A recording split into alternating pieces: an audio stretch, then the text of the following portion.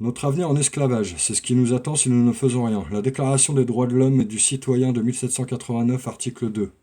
Le but de toute association politique est la conservation des droits naturels et imprescriptibles de l'homme. Ces droits sont la liberté, la propriété, la sûreté et la résistance à l'oppression. Nous sommes en train de cracher à la gueule de nos anciens qui, eux, ont eu le courage d'entrer en résistance pour protéger les libertés. Notre génération manque cruellement de courage et accepte aveuglément tout et n'importe quoi, omettant l'essentiel, c'est-à-dire de protéger la génération prochaine. C'est ça que vous appelez vivre? Avez-vous vraiment la sensation d'être quelqu'un? Avez-vous l'impression d'être humain?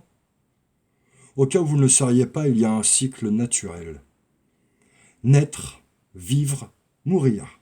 Et ouais, nous ne sommes pas immortels.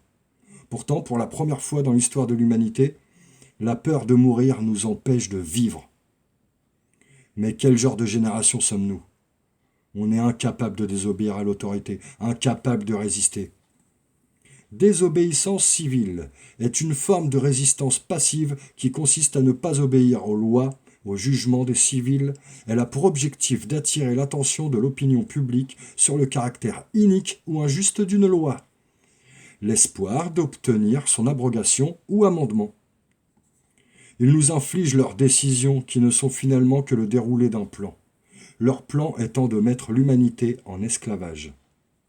La méthode de résistance non violente est l'arme la plus puissante disponible pour les peuples opprimés dans leur lutte pour la justice et la dignité humaine. Martin Luther King, 1929-1968.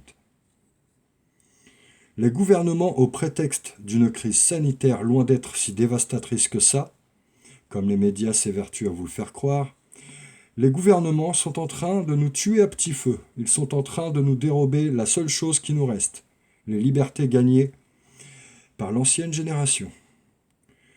De manière assez paradoxale, la désobéissance civile est, en tant que forme d'action politique, une démarche qui repose sur un appel à la justice.